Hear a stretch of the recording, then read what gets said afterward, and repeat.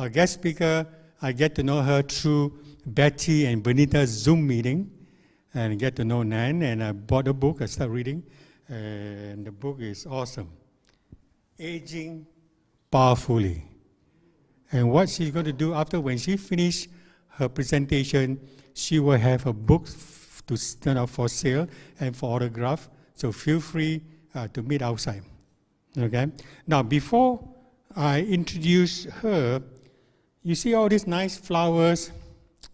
This is a cocktail grapefruit, am I right? It's donated by Philip and Ida Kung. So on your way out, there's a whole box of them. Feel free to take one. This is mine, so don't touch this one. And so enjoy yourself. All right, let me introduce our speaker. Nan is a certified integrative nutrition, health, and lifestyle coach, author of this book, Aging Powerfully, and with a certification in plant-based nutrition from Cornell University, a culinary instructor focused on plant-based nutrition. She's also an associate member of the College of Lifestyle Medicine. Nan specializes on her work with Dr. Wayne Dysinger. Many of you know who's Dr. Wayne Dysinger because she's one of our doctors panel during the panel discussion. A founding members of the College of Lifestyle Medicine. Thank you, Nan, for coming, and the time is all yours.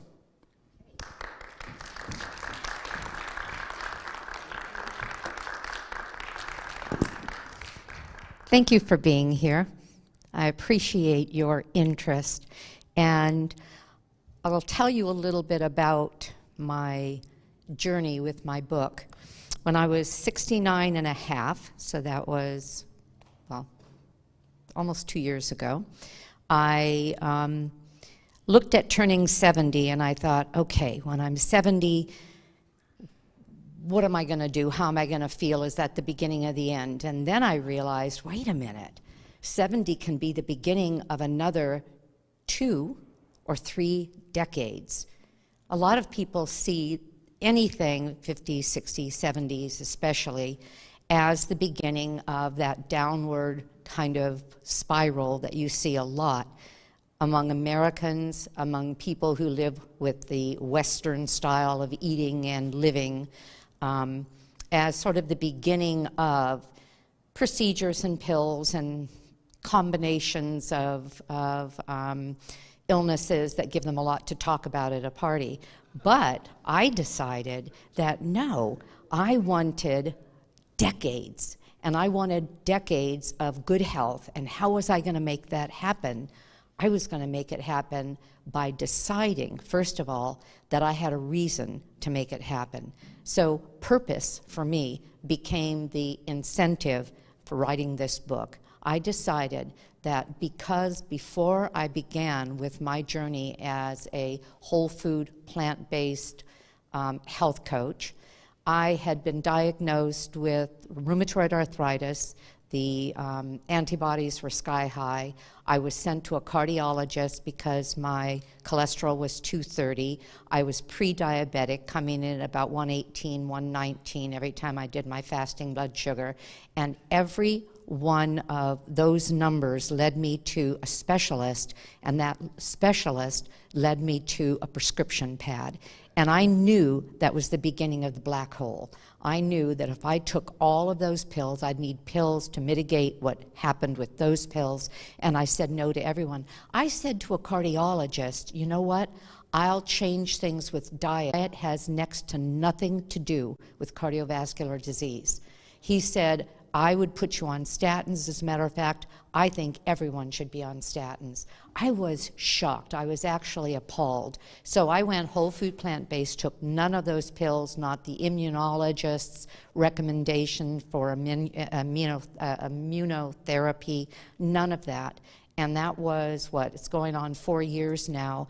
Oh, they also wanted to take my gallbladder out. They said it was sludgy. And I didn't want anything to be removed. I've got a perfect gallbladder, I'll tell you that.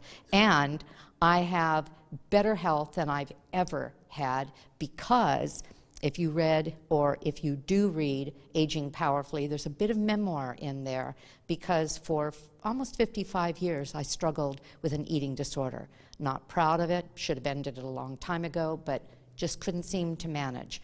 And so my life was in so many ways great, but in so many ways it was shrouded by this eating disorder, this obsession, this fear of food that I couldn't get past. And you know when that ended? That ended when I went whole food, plant-based, and started balancing my metabolic system.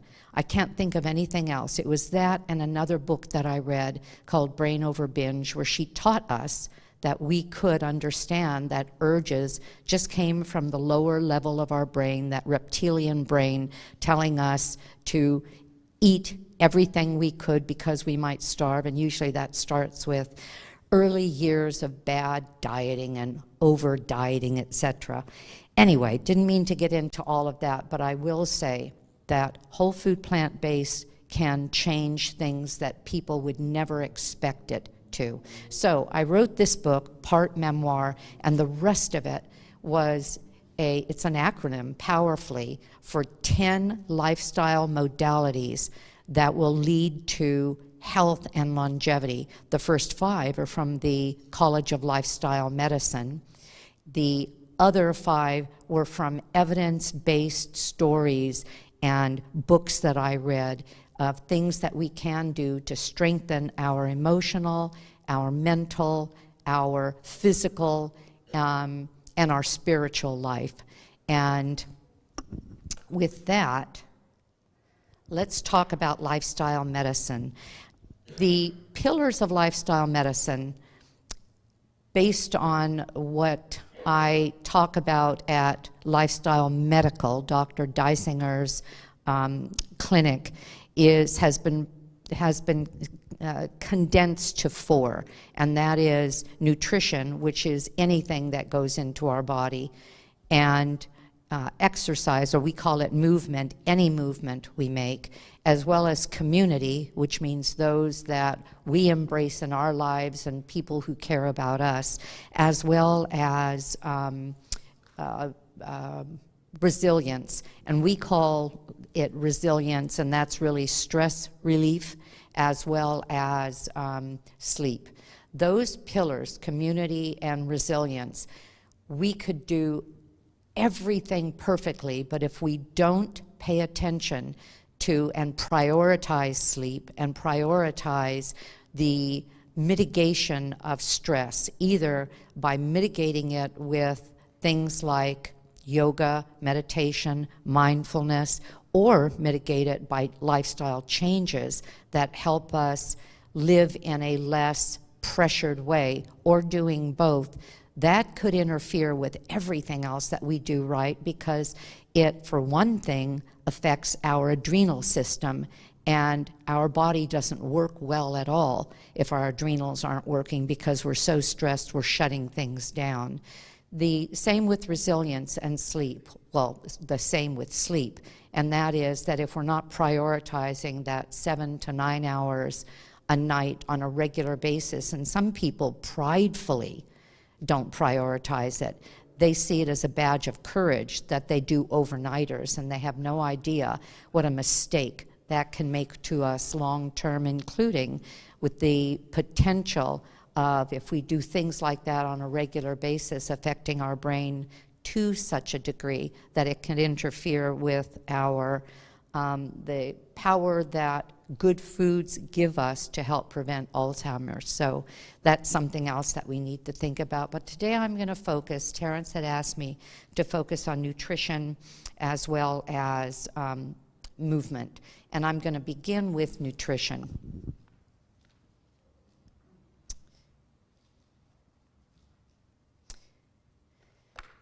With the right food, the kind of food that feeds us at a cellular level, we can find vibrant health, balance, and joy, those things that seem elusive as it relates to anything that would have to do with nutrition, but it affects us in a way that it even affects our neurotransmitters. In other words, the serotonin, the dopamine, the adrenals, in such a way that we can live without the kinds of medications that a lot of people are prescribed on a regular basis because they can't stay, I'll say, balanced emotionally and mentally.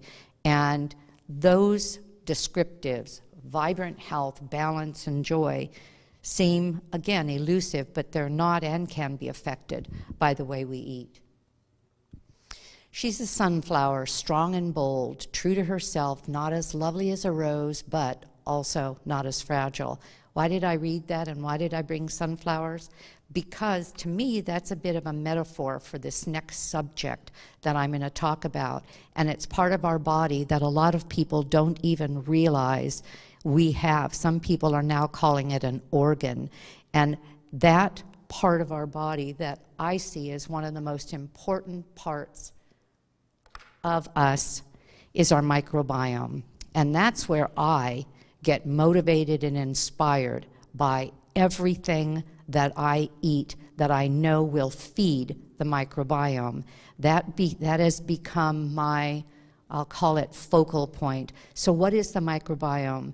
It is what some people will say 10 trillion cells, maybe, or microbes. Some people say 7. Everybody says we have more microbes in our microbiome than we have cells in our body. So in essence, we're the vehicle for that. Some people call it an organ, 3 to 5 pounds of microbes. And they are bacteria, protozoa, yeasts, fungus, preferably the beneficial kind, something called archaea that was discovered that is an ancient form of anaerobic material.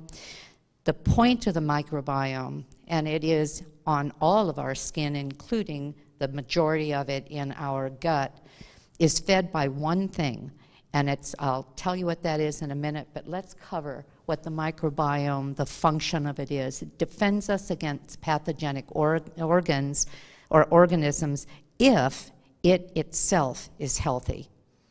And we can keep it that way, and we'll talk about that. It regulates the immune system, degrades toxic compounds, cleans them out, digests food that we cannot, and then facilitates the absorption of minerals, synthesizes essential vitamins, vitamin K, folic acid, amino acids, which are building blocks of protein, and produces beneficial products called short-chain fatty acids that regulate inflammation. What happens if our microbiome is not healthy? I won't go through all of that, but each of those symbols and each of those descriptives is an important part of the functioning of our body that is associated if we aren't eating the foods that feed the microbiome that then affects the short-chain fatty acids that then affect those systems.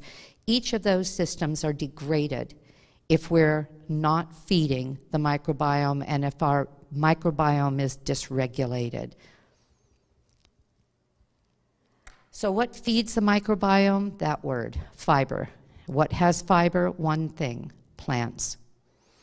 Fiber feeds the microbiome, and from the American Gut Project, the 10 or more years of work that was then brought to out with reports on their results just a couple of years ago. Actually, it was, a couple of years ago. The beginning, I believe, of last year. No, the year before, sorry. In any case, what was found to be true was that the healthiest people on the planet were those with the most diverse microbiome, and the diversity of the microbiome is affected by the foods we eat. The greater the diversity of foods, the greater the range of colors, the differences in the kinds of fibers or fibers that food possesses, the more healthy our microbiome. The more healthy our microbiome, the healthier we are, and the longer we're going to live disease-free. The benefits of whole food plant-based then begin with the diversity of our microbiome. It increases the growth of what? Short-chain fatty acids that are metabolites that affect our lungs, our heart, our vascular system, and the production of the hormones throughout our body. It suppresses the growth of Salmonella and Clostridium. The polyphenols increase the bifidobacteria and lactobacillus, which are two of the most prevalent bacteria in a very healthy gut. They've been identified as such. It's anti-pathogenic and inflammatory, the anti-inflammatory effects. Mono, polyunsaturated fats are positively affecting the bacteria, the firmicute ratio, and improve the short-chain fatty acids. And the plant protein reduces pathogenic bacteria and increases, again, the short-chain fatty acids. Well, what are we doing in America? The U.S. food consumption by percentage of calories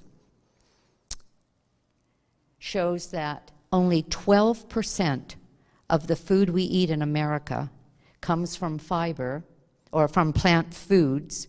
And what this little note says here is that about half of that is from foods that may be plant foods but aren't whole plant foods. Things like apples from apple pie, tomatoes from ketchup, potatoes from French fries. In other words, the American diet may have plants, but they're plants that are degraded by cooking and processing and the manipulation of those foods that take it so far away from as grown that our body doesn't recognize them as whole foods and therefore isn't benefited by them in that way. Processed foods make up 63% of what we eat in America, and the problem with that is most of those foods are not identifiable by our gut microbiome, by those bacteria in our gut, because they are affected in ways, in other words, the food is stripped of everything that matters, the fiber, the protein, the enzymes that are in the food, and the parts that can be shelf stable are used. So they can call it a corn muffin, they can call it an apple fritter, but it's almost devoid of those foods because they're filled with stabilizers, emulsifiers, all kinds of chemicals. When I got that vision in my mind of what a processed food was, it was very easy to comfortably simply turn away things like that, because I could imagine that I was putting something in my body that actually was going to change in a negative way my microbiome, which meant that the healthy foods wouldn't have the bacteria in there to break them down properly and release the short-chain fatty acids and the nutrients, because I didn't have in my gut what I needed to eat healthy every time I ate, I'll call it garbage. And that's one of the things that I try to tell people when they say, oh, well, it doesn't matter if I go on vacation and spend a week eating off the buffet line of the cruise ship, the processed foods, the things that are made so tasty that it's very hard not to eat them. It matters to our gut because it takes a long time to bring it back again. And it means that during that time, the really healthy foods we could have chosen are going to be harder to digest in the future. Animal products are 25% of what we eat calorically. So in other words, processed foods, animal foods, and very little, about half of that 12%, are what the standard American diet, the SAD diet, is going to nourish our body with. The guide to healthy eating is very simple and not affected by the what we call industry. And that's why so much of this message is never out there, because industry and industry influence is so strong and the money is so great and the influence is so readily available on all media that it's just not out there, that the best way that we could eat on an ongoing basis for health, for longevity, for just feeling great as we age, rather than just taking for granted that going downhill is just part of what is expected, is to eat less meat and to eat more vegetables. Yes, sir? So what you're saying is eat more foods that don't have nutrition labels. Is that right? I think I'm saying eat less foods that don't have nutrition labels. And I'm saying, and I'll quote you, eat food as close to grown as possible. Eat foods that haven't been messed with. And the more of those foods we eat, the better they taste.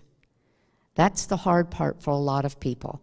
They don't understand that if they keep eating fritters, apples won't taste like anything to them. If they start eating apples, fritters will be way too sweet and almost obnoxious. Thank you. All right. Animal versus plant protein. This is a hot subject. All right. When you look at the difference, you realize that eating animal or plant protein has to be the only thing that makes sense. But let's break them down. Animal protein is pro-inflammatory. We increase in inflammation, cholesterol. Our antioxidants are not built by eating plant protein. There are no phytonutrients, because phyto means plants.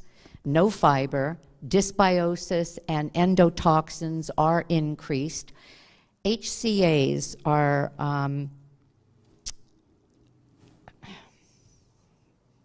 wait a minute. Shoot. Dr. Diehl, HCAs.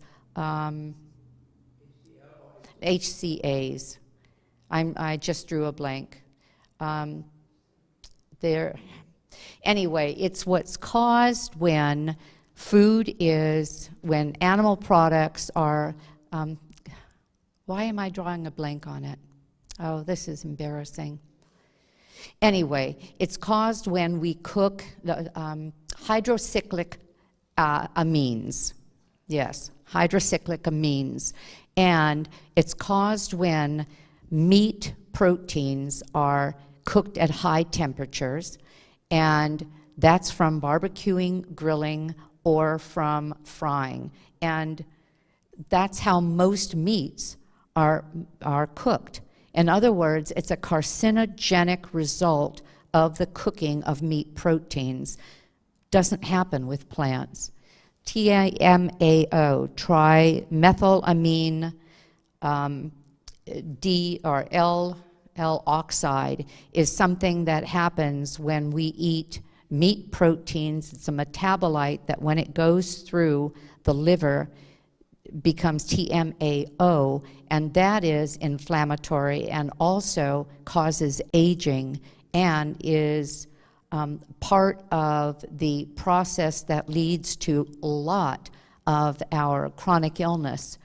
IGF-1, insulin-like growth factor, has been shown to cause growth at our cellular level, which is fine when we're young, but when we're older, that's the kind of growth in cells that can lead to cancer growth.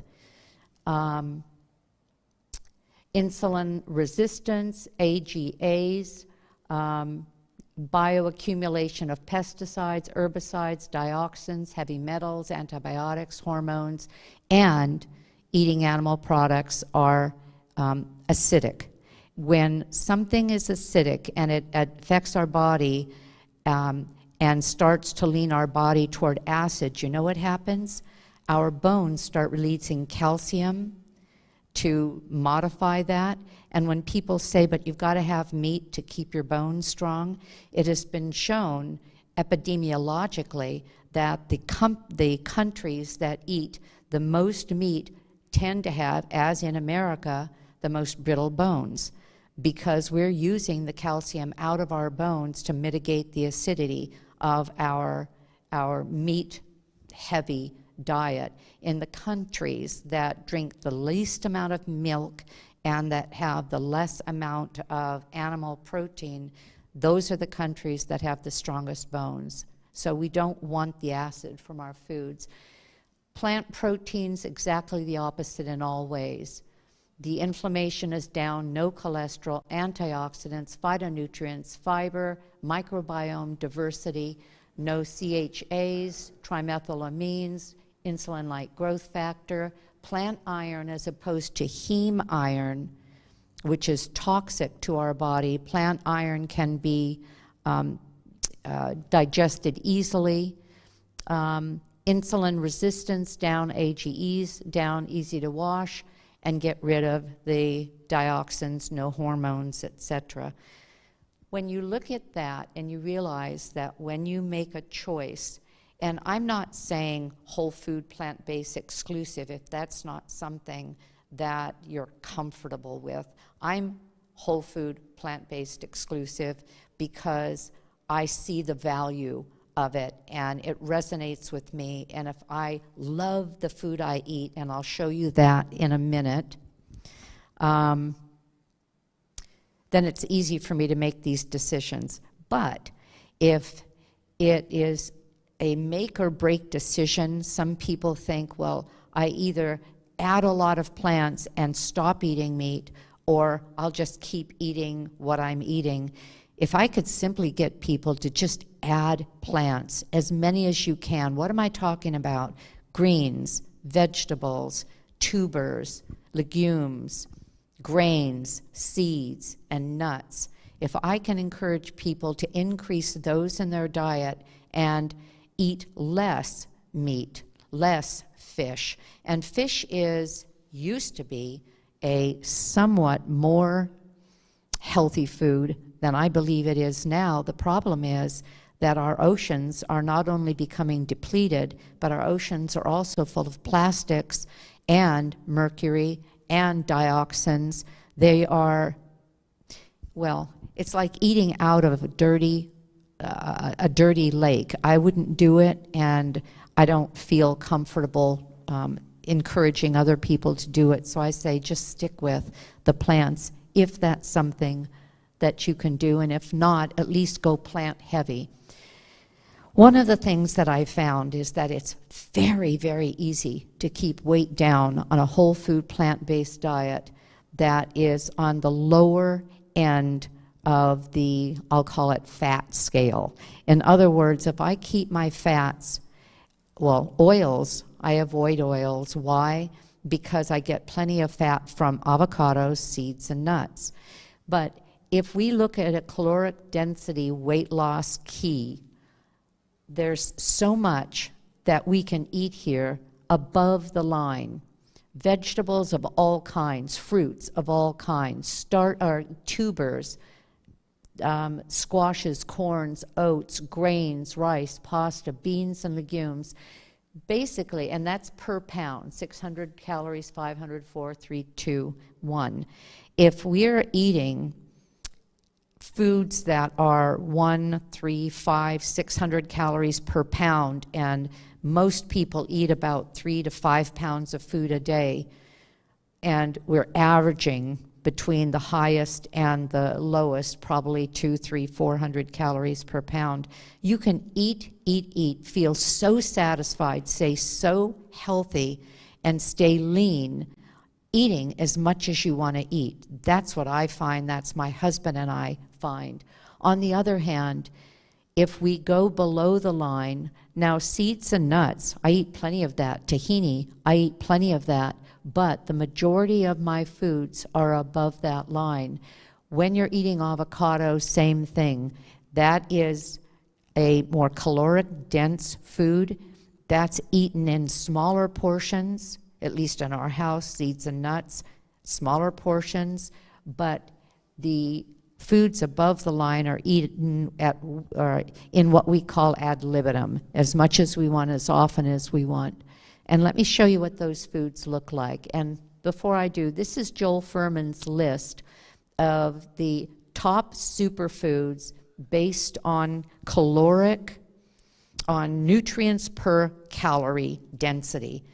And if you notice, there's nothing but plants here. And these are the most nourishing plants on the planet, the most nourishing foods on the planet per calorie.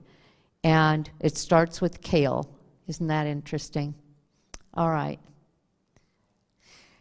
This chart is beautiful, and I won't read it all, but the point here is the diversity of foods based on colors. I brought something with me. You already heard about this beautiful grapefruit. I also brought this with me. This is a cauliflower, and it's purple through and through. It's absolutely delicious. Last week we went to the farm store that we have in Riverside called the Corona Family Farms, and they had this, and I was going to steam it. I wasn't sure what I was going to do with it, but I broke off a piece and I ate it. It's sweeter than regular cauliflower, a little less sulfurous, and it was so good that throughout the week I just chopped it up and put it on salads, and it looked absolutely gorgeous.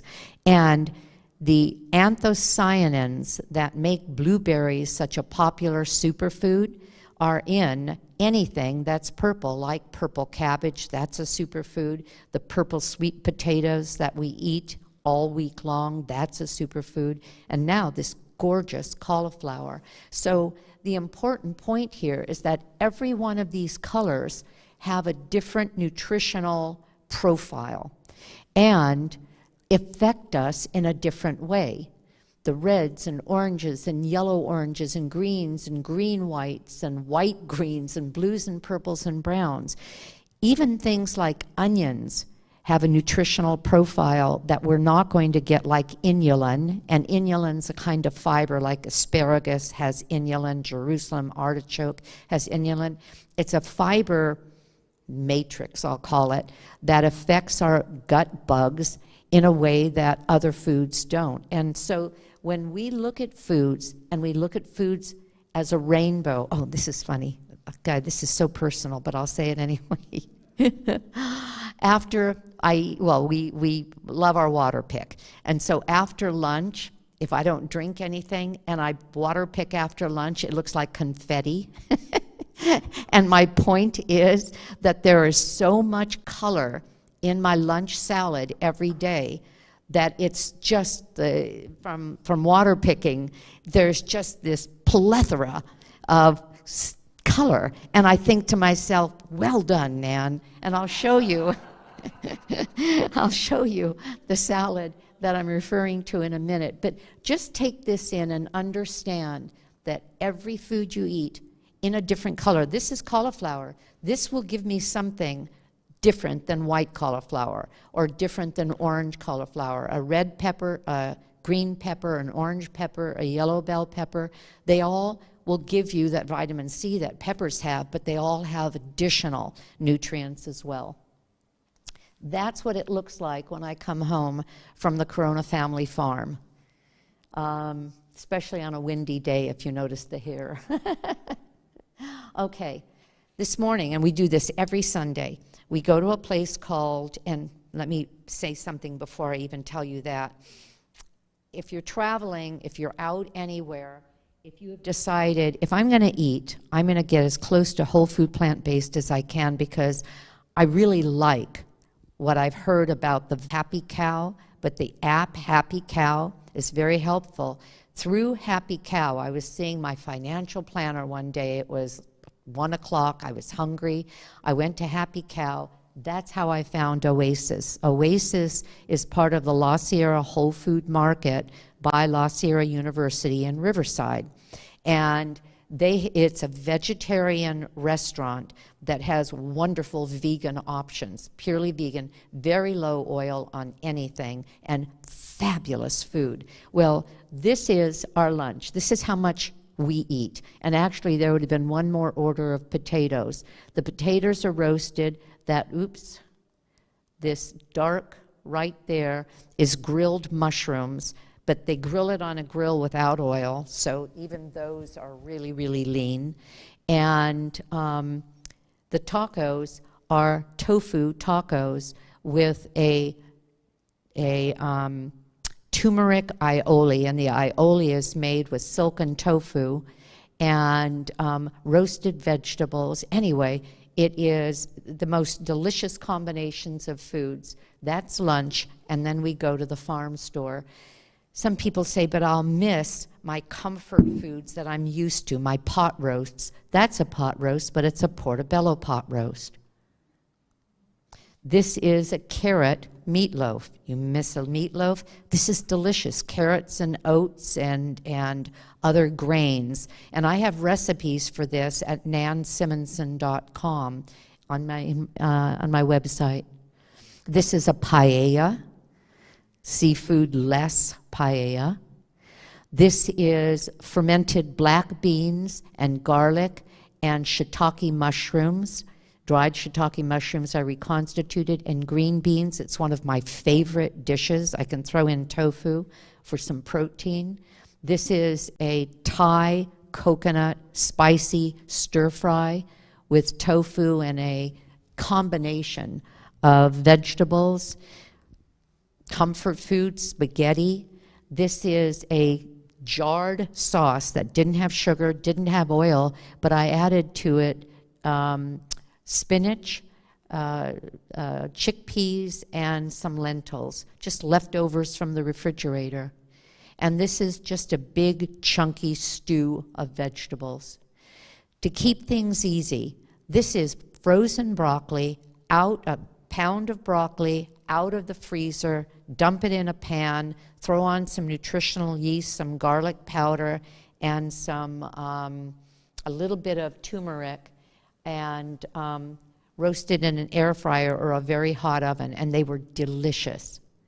This is a bowl, a Buddha bowl that I throw together for lunch, or for my husband, he likes an open-faced avocado and red onion sandwich with crudités salad as well as smashed roasted potatoes. That's how much we eat, and that's dinner sometimes. Matching salads and the squashed potatoes, but there's the red potatoes as well as the white potatoes. So, sweets, of course we have sweets. That's a whole grain corn muffin. That's cookie out of currants and oats and banana. This is nice cream, cherries and banana mashed up after frozen.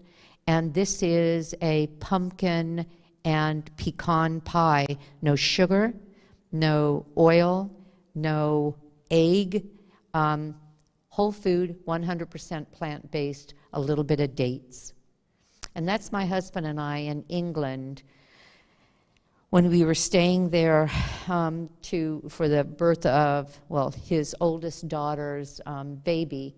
And if you are determined to find food, you can travel all over and still stay 100% whole food, plant-based. People are fed by the food industry, which pays no attention to health, and are treated by the health industry, which pays no attention to food. I think we've made our point, haven't we? And it's true, and I'm not being sarcastic, but it's true. The role of exercise. We hear the recommendations, 150 minutes a week of moderate exercise, defined as exercise you can do with someone and still be able to talk. Strength training. Exercise improves cardiovascular health, helps reduce the risk of obesity, lowers the risk of diabetes, improves insulin resistance, mental health, reduces risk of depression, improves sleep, reduces risk of certain cancers, colon, breast, uterine, and lungs. So I ask you, if we're not talking about exercise, but we're talking about movement, what movement do you love? I discovered something a year ago.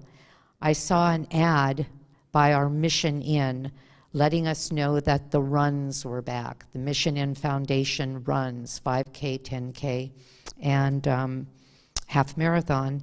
And I decided, oh, I'll sign up for a run. I'd never run in my life, not even down the block.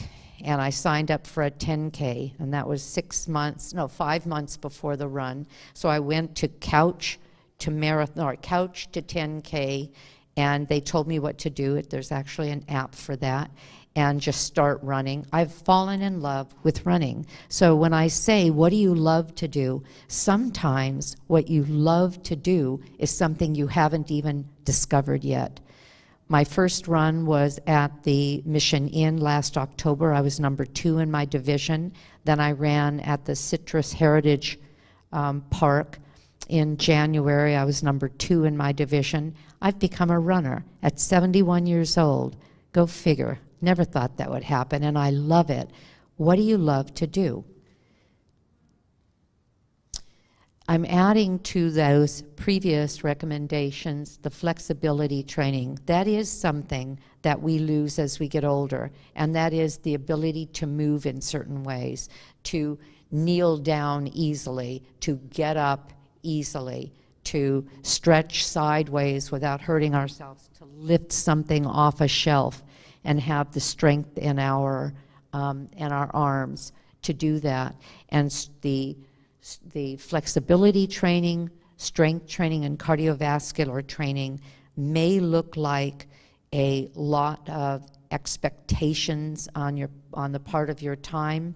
On the other hand, if we just pay attention to the need of all 3 of those ways of movement and integrate them in other things that we do that aren't even called exercise, like gardening or like, oh, this is interesting. I love this. This woman, Ernestine Shepherd, is 80 years old. This is Ernestine Shepherd at 80 years old. Now, she's more buff than I would want to be. I'm not going to work out in the gym to that degree. But what do a lot of 80-year-olds look like if they don't move, if they don't take care of themselves? A lot of them are on walkers. That's the difference. If we do enough of the right thing, we can go on beyond where we are now in ways that we never imagined we could. So, like my running, I don't know if you recognize this pretty lady there. That's Elena. She is part of the Seventh-day Adventist groups in Loma Linda. That was my first run. That was the Mission Inn run. And I had a bad knee then. I was seeing a physical therapist who said, I wouldn't run if I were you. And I ran anyway. And he said, well, then I'll see you after the run. And he had a little work to do. But I was able to run the next run in spite of that. This is Mount Rubidoux in Riverside. If we were in Colorado, they'd call that a knoll. Here we call it a mountain. That's something that I do 4 times a week. That's something I've loved, fallen in love with doing. So when I say, what would you love to do? Why?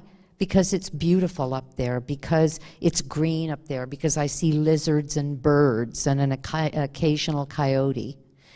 These people bring to light another subject as it relates to exercise, and that is that the more you do of a thing on a regular basis, the more of a tribe that you will identify.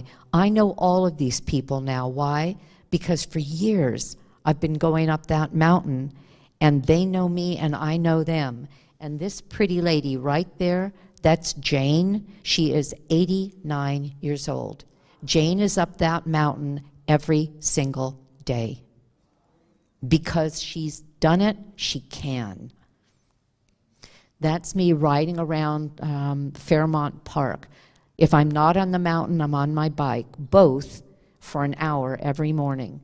And then after dinner, my husband and I take a half an hour walk because it helps regulate blood sugar, and it helps jiggle the bowels, and it's a good way to catch up the day.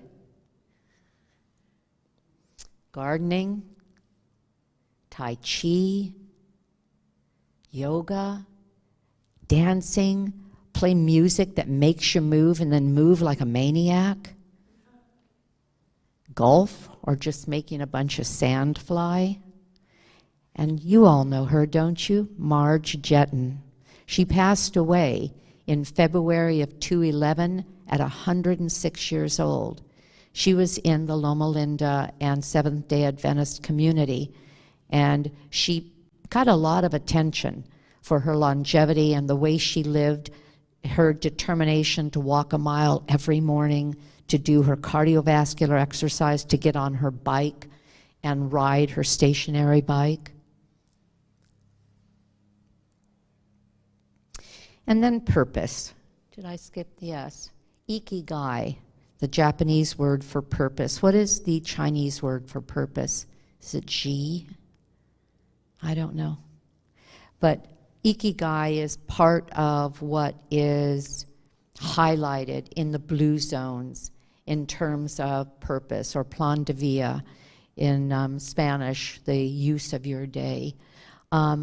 Be it from our belief that we are all part of a community and owe it to those around us to make a difference, or like this woman, 104 years old, and her goal is to be alive to see the grandchildren's, the generations of grandchildren. This woman who simply wakes up every day happy as a lark and wants to continue to keep people happy around her. And I would say it's up to us. It's up to us, and in the past, cigarettes to no smoking. Now, we're still eating this way. Most Americans are. Is this going to be our future? Movement, food, community, resilience, getting enough sleep? It's up to us. So, as I said, I wrote this book because I had a history of dysregulation as it related to food and as it related to health. Even though I stayed healthy, I had a secret that nobody knew about, that I was ashamed of. And when I was able to walk away from that and credit a balancing nutritional plan, whole food, plant-based, and a mission that is to show other people how we can age with power, live with power, be healthier than we thought we could as we get older, and look forward to our 70s, 80s, 90s, and beyond. It inspired me to help other people realize that that can be part of their life as well. The sunflowers became part of my personal representation of life. And I'll read this to you as we end. I don't think there's anything on this planet that more triumphs life than sunflowers. For me, that's because the reason behind its name, not because it looks like the sun, but because it follows the sun. During the course of the day, the head tracks the journey of the sun across the sky, a satellite dish for sunshine. Wherever light is, no matter how weak, these flowers will find it. That's such an admirable thing, such a lesson in life. When we look at possibilities ahead of us and some things look hard, I think of the sunflower. Hard doesn't matter. Hard makes us stronger. Hard shows who we are. Hard makes others feel inspiration by what we choose to do.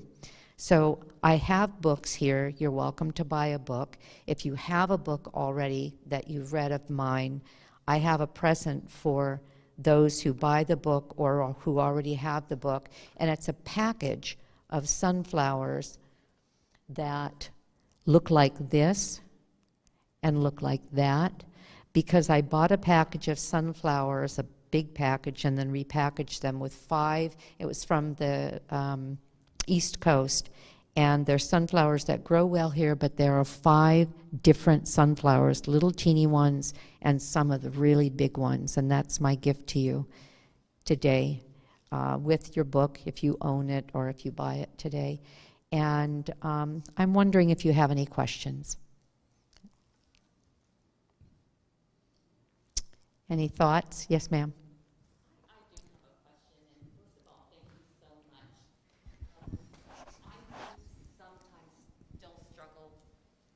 thank you so much. I do sometimes still struggle with cravings. I don't know if my body's lacking something.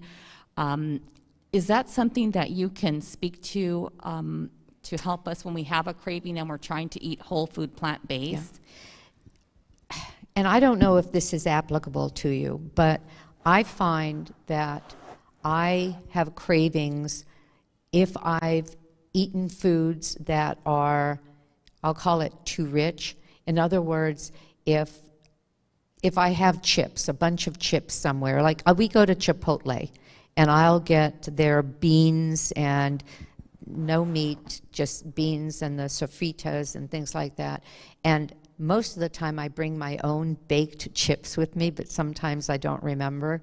And I'll get their chips and I'll have some of their chips with the bowl, the salad bowl that we have. And it sets up a bit of a craving. So one of the things I've simply learned is it doesn't pay to trigger that. The other thing is that if you're not getting enough, at least for me, I don't know if it's your case, if I don't get enough starch, I eat probably 70 to 80% of my, well, maybe 70, 75% of my diet is starch-based. It's sweet potatoes and grains and lots of beans every day.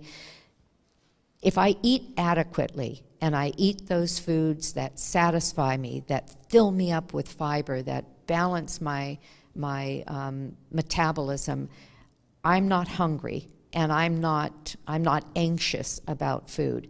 If I let myself get hungry, if I have a big salad and there's nothing there that really stabilizes that salad, there's not beans, there's no grains, there's not some maybe tahini or nuts in my dressing, a little bit, then I might get what I'll call hungry or craving because I just feel empty.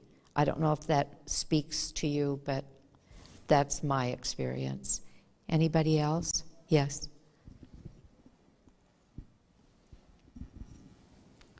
So recently, I've been vegan now for about 6 months, ever since the class started, the last class of Dr. Diehl. So no meat, I stay away from oil, I do not add any sugar or salt. It's always hidden in some things, and you never know what you get if you eat out, so I don't eat out a lot. But recently, I hadn't had Brussels sprouts in a while, so I had some Brussels sprouts, and I do not know what combination of the food, but I had a stomach ache, a lot of gas, and I was like, oh my God, I feel awful.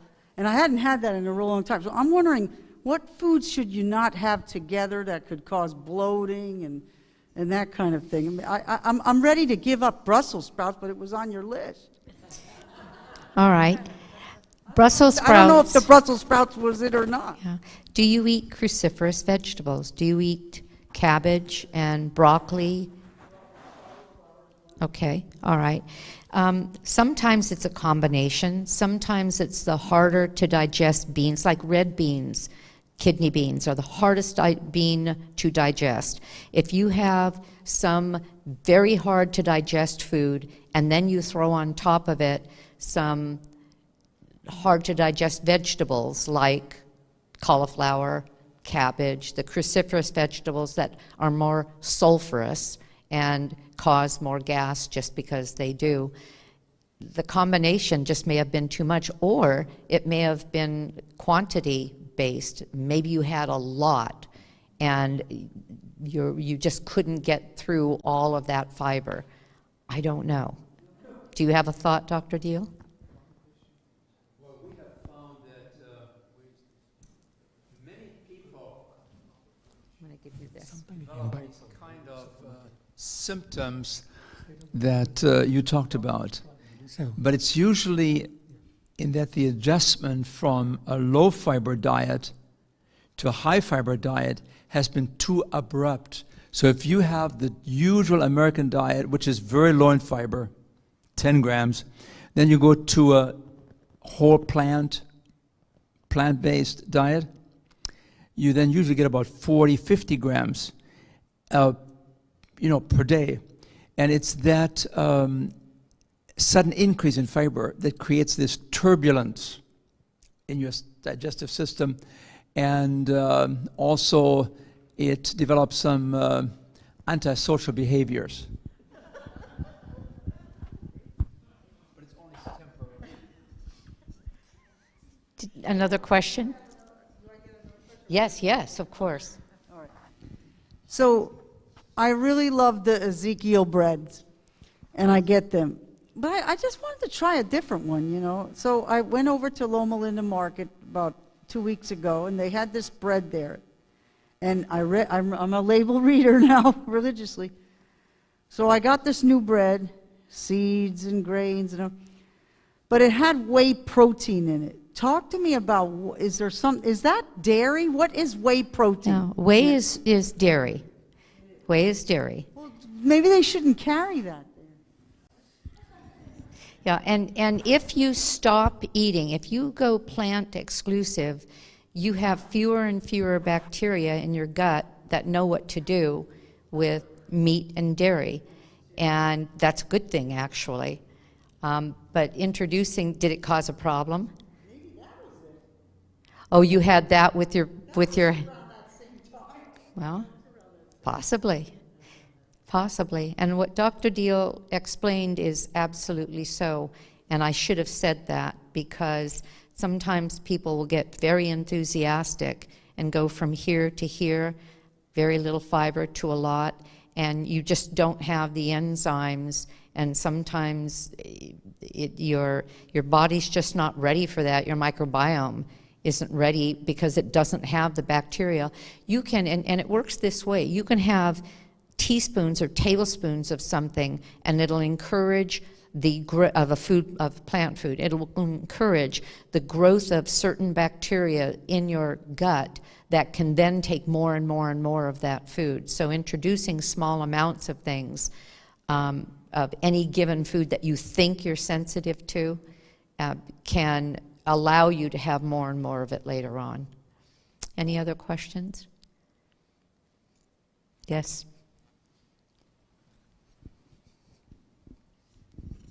Thanks, Nan. That was a good presentation, and I learned a lot.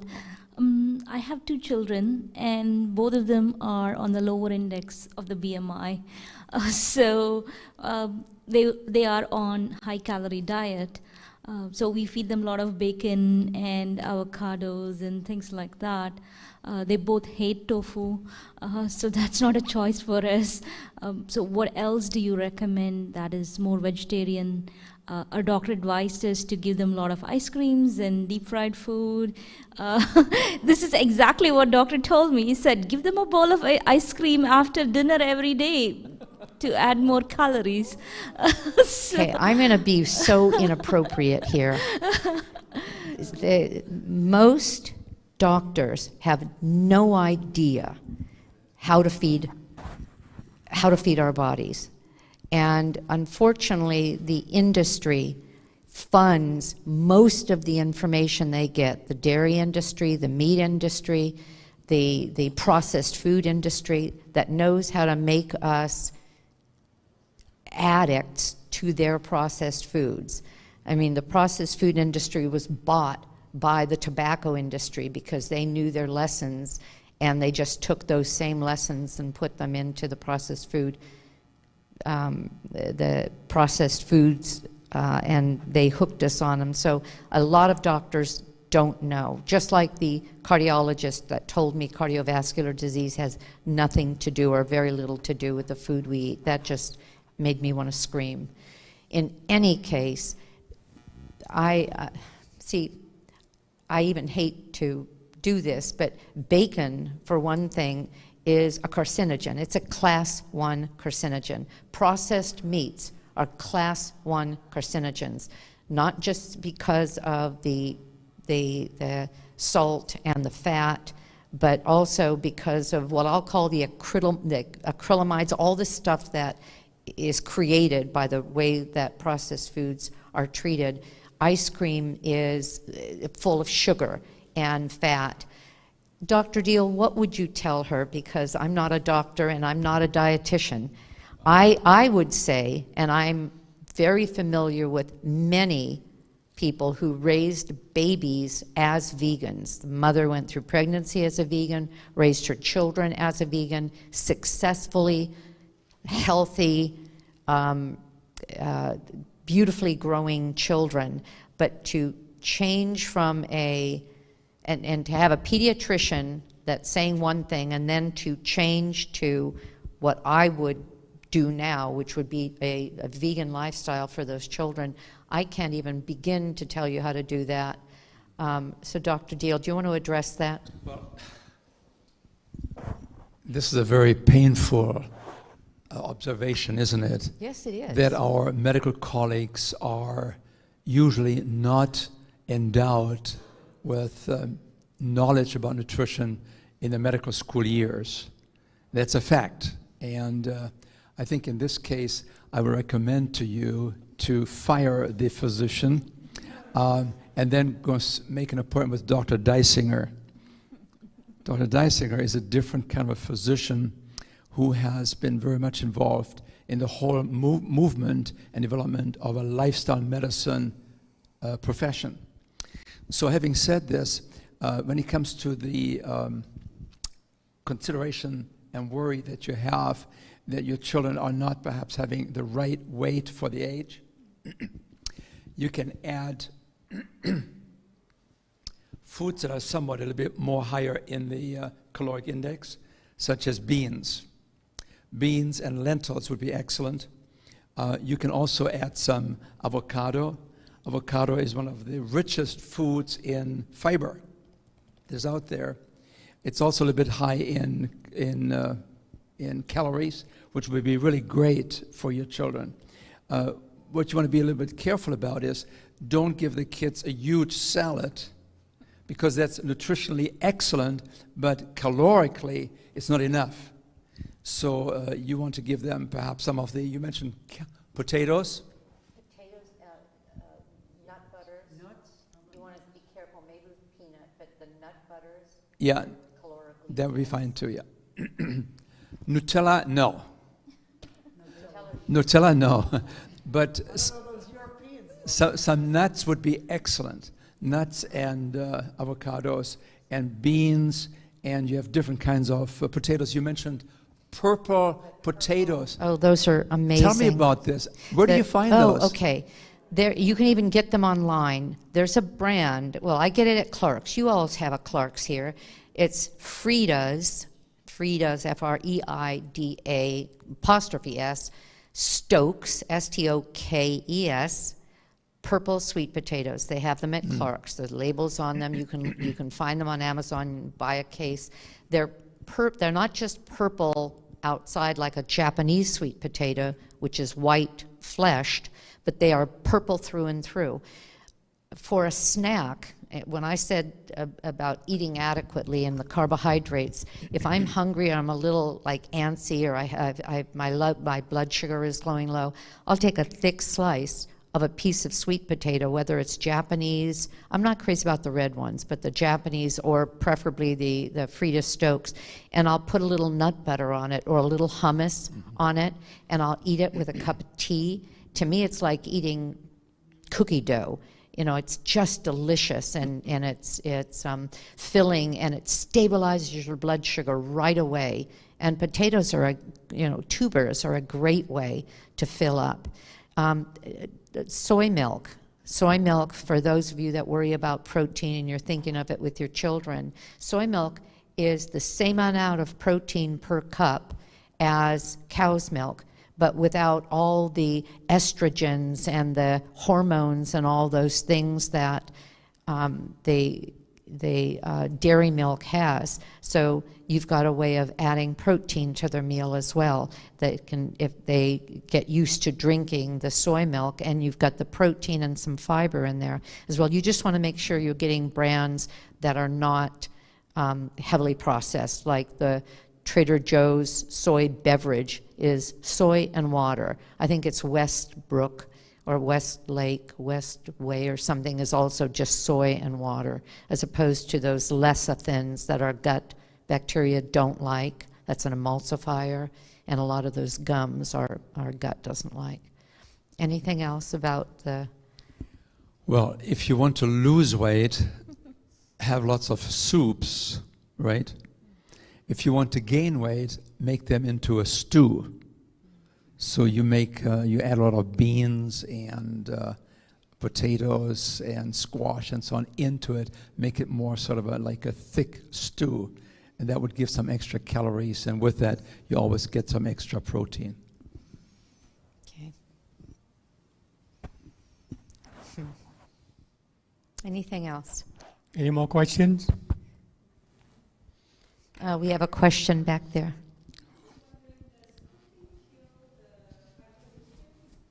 To a degree. She asked if cooking kills phytonutrients. To a degree. On the other hand, there are things, let's use onion for an example. Some people don't think onion is something that isn't even a nutritious food. The allium family, onions, leeks, shallots, green onions, chives. Onions are very healthy, and there's something in onions that is healthy raw, but there's also something that's released, the alliinase in onions, when you cook it a little bit. The same thing with tomatoes. Tomatoes have a lycopene that is healthy, that's released when it's cooked. As a matter of fact, they have found that for men and prostate health, cooked tomatoes is very beneficial, like a tomato sauce, more so even than a raw tomato. So to answer your question, yes, cooking can degrade, for example, vitamin C, but by the same token, it helps some things become better assimilated. I just happen to be someone who cooks food as well as raw, whereas there are some people that are raw vegans, for example, and would just say we're not getting enough nourishment that way, and I just don't quite disagree with, I mean, I don't agree with that. I like the effect of grains and legumes on our body, and they need to be cooked. Anything else? Yes, ma'am. Oh, yeah. Well, if you have an Instapot, for example, you don't have to soak beans. You could cook them from the raw state. It just takes longer. To make them more easily digestible, I always soak my beans. I cook them with a piece of kombu, and I like the flavor of that, and it makes them a little bit more digestible. So soak them and then cook them either in an Instapot or on the stove for long hours. But you really don't have to if you don't have the time. And you can eat beans out of a can, but even the ones that are in cans that are PBA free, the PBA is replaced by something else to protect the food from the can, and we don't even know what that does. I still eat plenty of canned beans, but I really have become such a connoisseur, and I'm in love with beans. That I buy them from Rancho Gordo, where they have a lot of the heirlooms, and I do all of those from raw. Somebody else had a question? Yes. Oh, kombu is a sea vegetable. It's like a kelp, but it's not kelp. It's a seaweed, sea vegetable, and it's sold in little strips. And I put it into my beans, and it gets soft, and then I toss it. Sometimes I'll take a couple bites out of it because I really like the flavor. It's like a seaweed, but it makes it. It's supposed to make it a little more digestible as well. Anything else? Yes, sir. Is it true that if you don't soak your beans, there's actually toxins in the legumes? Well, the worst toxins in legumes are those that are affected that we will get if we soak a bean even, but that we don't cook it. It's not a fallacy that kidney beans eaten raw could literally kill you. Yes. So, oh yeah. So you don't mess around with cooking beans. Beans, in most cases, need to be cooked, especially those red beans. Soaking, you don't really have to soak them, but you get some of the starch out. You change them somewhat when you soak them. I always soak them. Some people don't, though.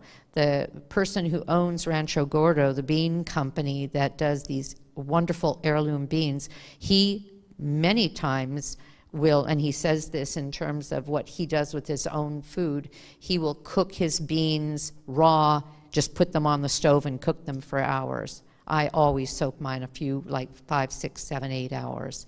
But no, I don't think they'll poison you whether or not, that is not based on the soaking, it's based on the degree of rawness. Yeah, you want to be real careful with that. But bean sprouts are different because most, well, I was going to say most bean sprouts are seed sprouts. Some of the beans, if they're sprouted, have changed enough molecularly, like mung bean sprouts, that people will eat them that way and they're fine, but not all beans. Okay, anybody else? Yes, ma'am.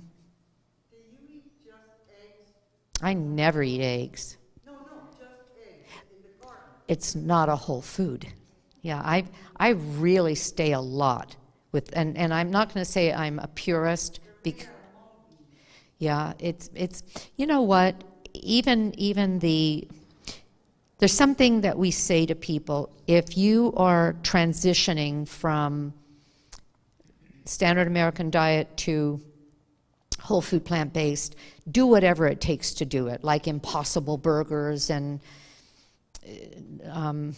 the burgers, like, yeah, or Beyond, yeah, Impossible Burgers, yeah, Beyond Burgers, all of those. I don't do any of those anymore. I just, well, I say that, and yet I eat tofu, but tofu is minimally processed. But no, I don't. I'll make an egg-type thing using tofu, my scrambles all the time, and I use a little bit of the, what is it? The turmeric to make it yellow, but the black salt.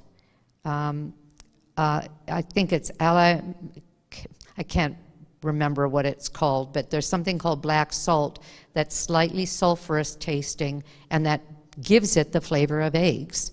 If you Google black salt, it comes up with a word that I think is an Indian word, actually, and it really makes the tofu taste like egg. But usually I just eat tofu that way. But no. Anything else?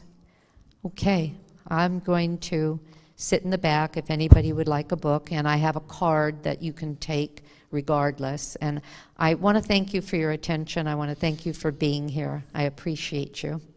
And take real good care of yourselves. Age and live with power, and you'll be happy you did. Thank you all. Well, thank you, Nancy Mason, for your recommendation.